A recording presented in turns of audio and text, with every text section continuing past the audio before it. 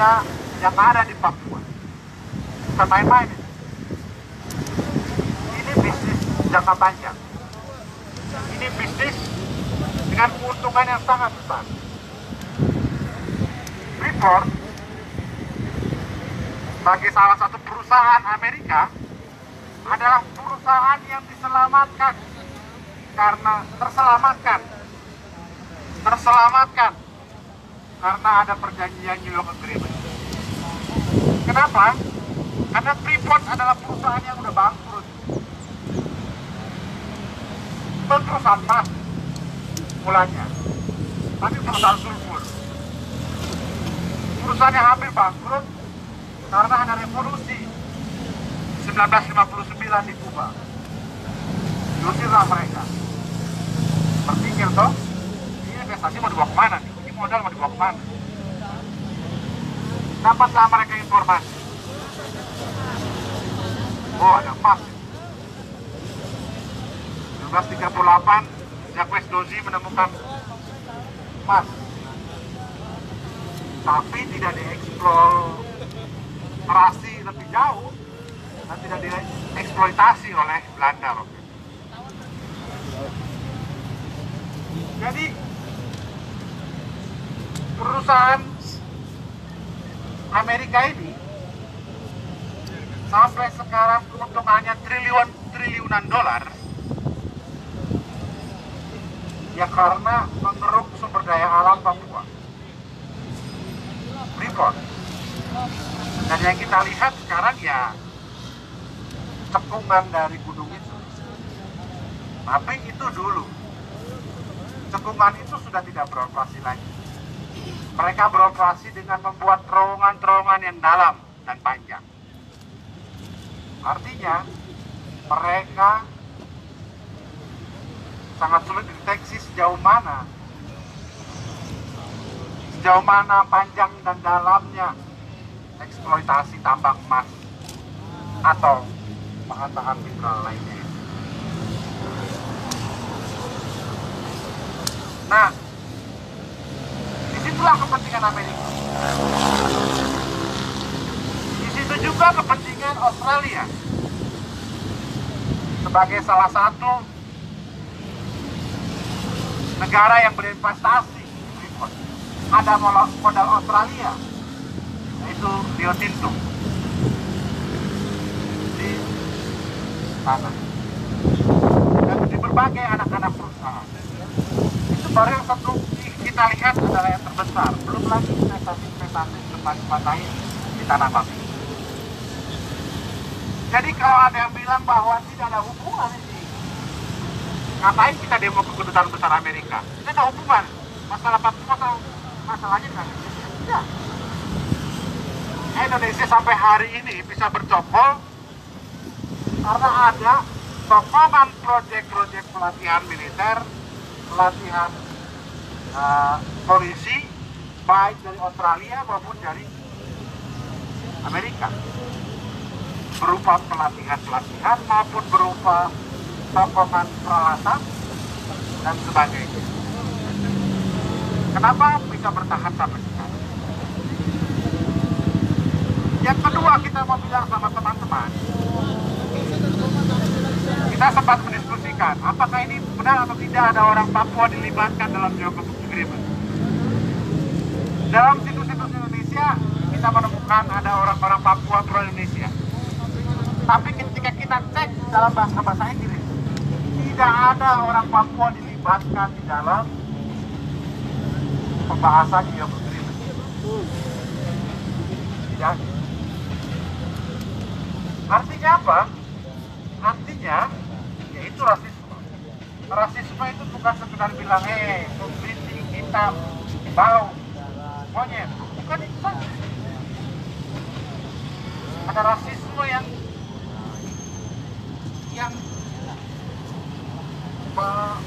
merendahkan, bahkan menihilkan keberadaan orang Papua. Sehingga masa depan orang yang dijajah itu tidak dilibatkan. Bagaimana ada orang yang mau pendatang, penjajah, mau penjajah penjajah,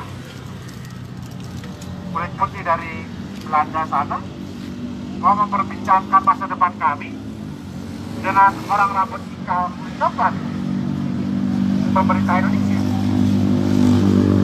atas nama kebebasan nasional. Gimana bisa? Bagaimana bisa menyatakan itu sebagai pembebasan nasional apabila orang Papua itu sendiri tidak dilibatkan dalam memikirkan masa depannya? Nah, itu sendiri adalah bentuk daerah.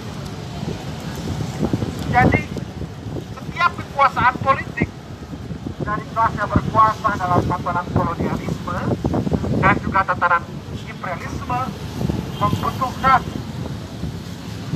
satu legitimasi kebudayaan.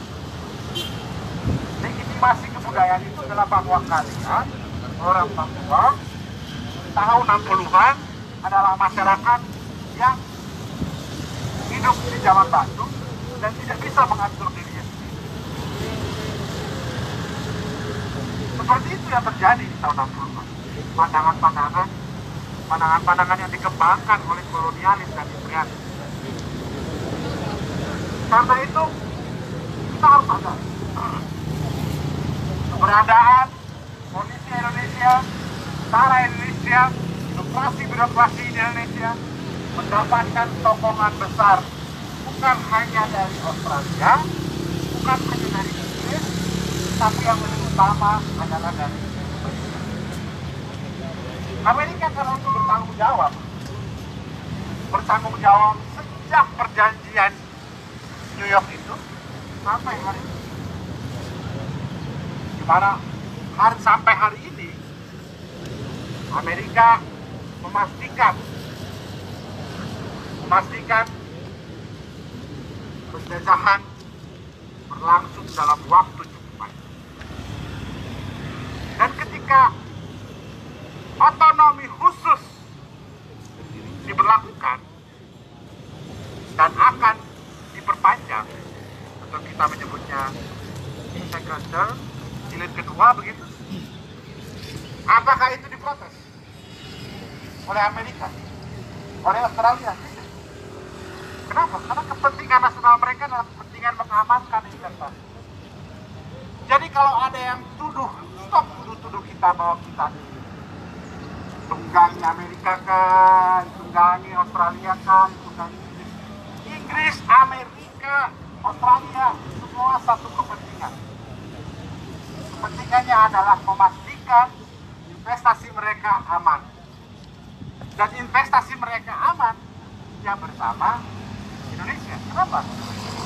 Karena kalau Papua lepas harus negosiasi lagi. Satu. Yang kedua, kalau Papua lepas harus ada rekrutmen besar dan pelatihan besar terhadap tenaga kerja. Bisa dari luar atau kampung juga bisa dari dalam. Dan itu merugikan mereka secara sosial, merugikan tingkat kehidupan mereka. Jadi kita harus clear bahwa masalah Papua bukan sekedar masalah penjajahan Indonesia saja, tapi masalah Papua adalah masalah di dunia internasional. Masalah di mana kepentingan internasional terlalu besar di Papua. Masalah di mana tanah-tanah Papua yang bukan tanah kosong itu sekarang sudah dilapak-lapaki. Lapaknya Amerika, lapaknya perusahaan Inggris, lapaknya perusahaan Jepang, lapaknya perusahaan Korea, lapaknya perusahaan Australia dan sebagainya. Seperti itu. Karena itu pikiran kita dalam memperjuangkan pembebasan nasional harus jelas bahwa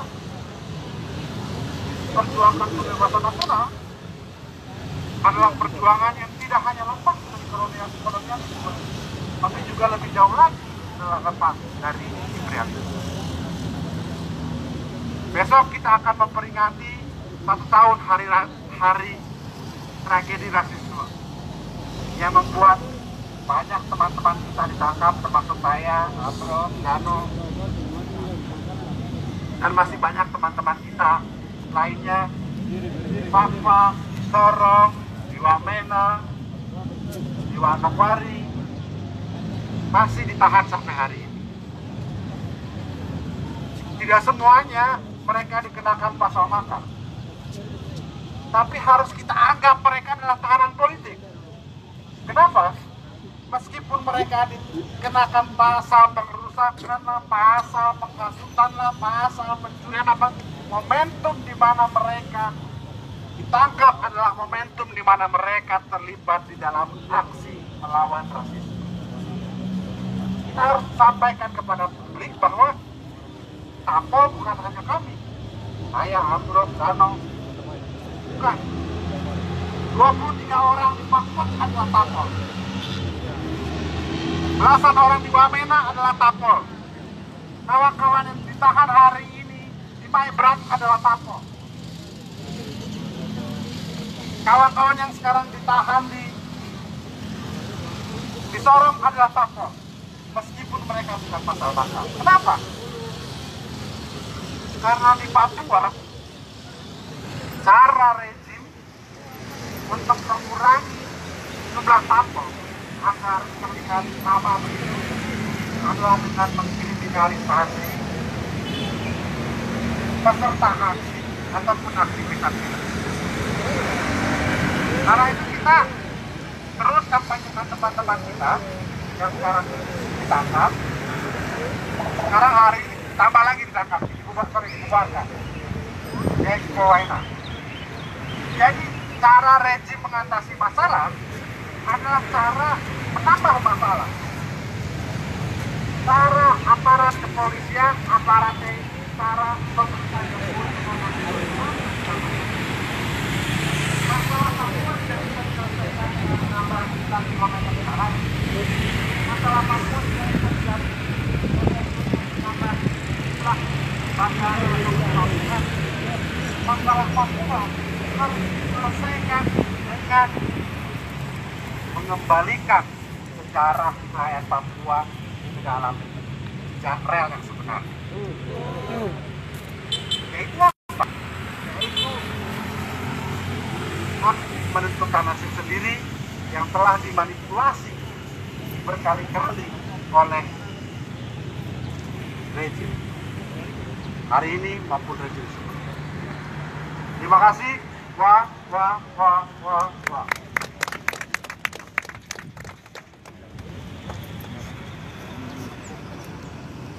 Masih semangat kawan-kawan? Masih semangat? Oke kawan-kawan, kita sudah waktunya untuk kita lompat ke istana presiden atau istana kolonial kan? Oke baik, kawan-kawan langsung saja maju, kita akan menggunakan jalan sebelah sini. Oke, yang masih duduk berdiri.